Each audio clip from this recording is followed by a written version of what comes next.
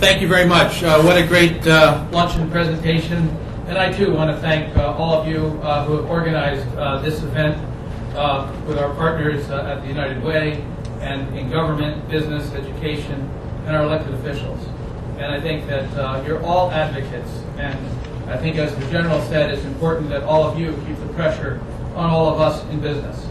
The business group that I represent here in the capital region of New York State is an 11-county economic development organization comprised of over 300 members in business, government, education, and the not-for-profit sectors.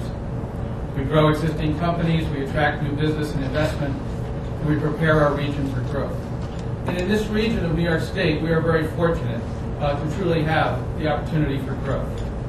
Growth has been realized through a deliberative partnership between our chambers of commerce, our state and local officials, and our universities, where we've worked collaboratively to build a tech-oriented economy.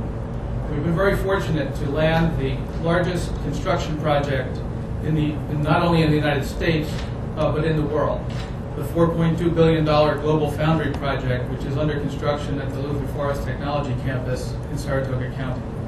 We've also been very fortunate to have announcements of commitments to expand by General Electric, not only at their Wind Institute in Schenectady, where the ribbon cutting was this morning, but also at their battery facility that they will build in Schenectady, and at our Rensselaer Tech Park, where they have built an imaging plant to build the latest high-tech equipment to screen breast cancer.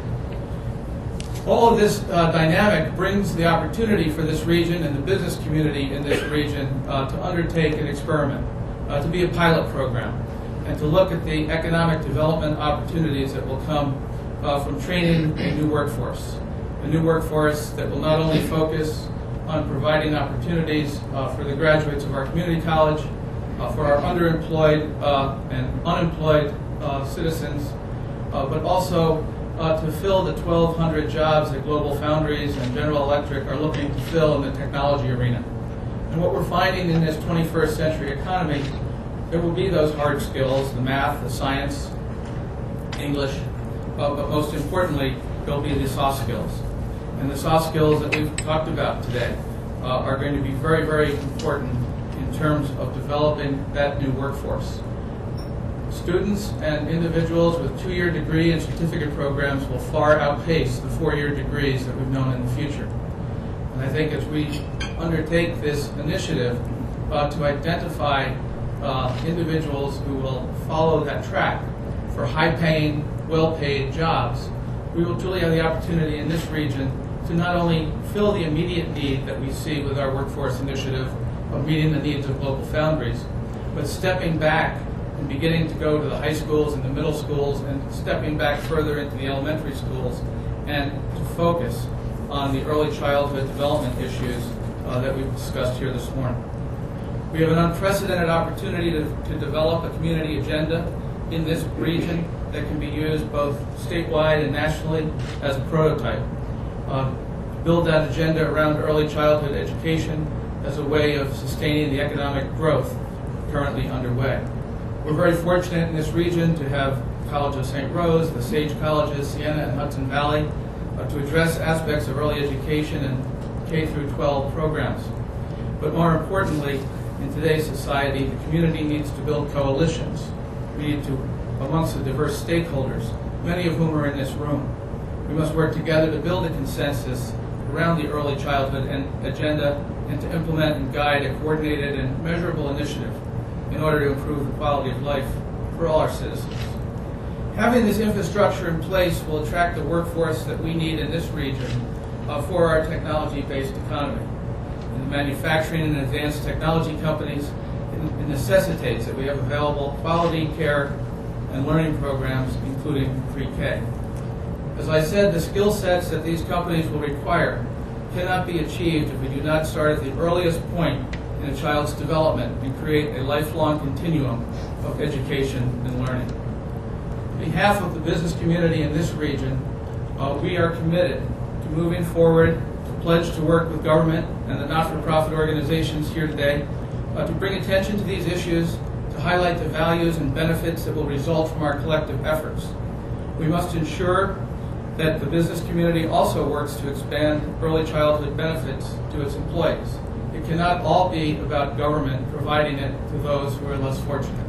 However, it's important that government do focus on the most vulnerable in our society. High-quality early child care and learning opportunities put children and their families in a positive life path, and it creates a strong economy and a vibrant community.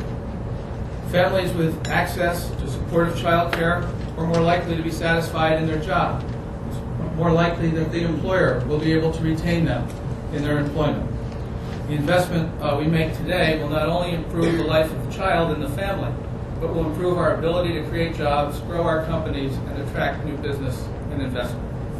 I think as we leave here, and I know several of you have appointments with members of the legislature this afternoon, the message that we want to take is that we have a coordinated effort between business, government, and not-for-profit organizations focused on this issue to bring opportunities to the youngest members of our society.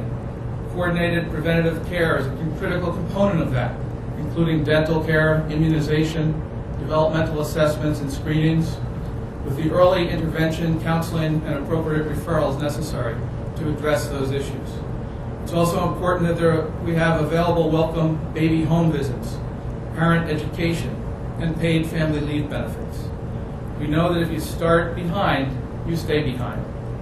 We need to provide a streamlined system of early care and learning programs, and we need to begin to work together to ensure individual success and strengthen our communities. I know there are issues with respect to restoring funding regarding pre-K, home visitation, child care subsidies, Child Health Plus, TANF programs, and after-school programs. And as Michael spoke about building that foundation or repairing that foundation, when we make an investment, no matter how much we have to invest or save, we should begin, whether as an individual, if you're able to put $500 in your 401k or the maximum in your 401k, the time is now.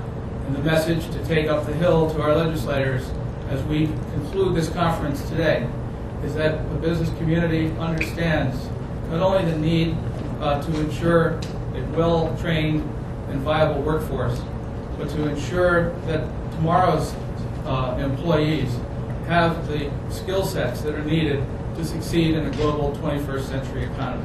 I thank you for being here today. I thank you for the opportunity to participate. And I look forward to continuing to work with all of you, along with our members and other individuals and companies in our community to advance this cause. Thank you very much.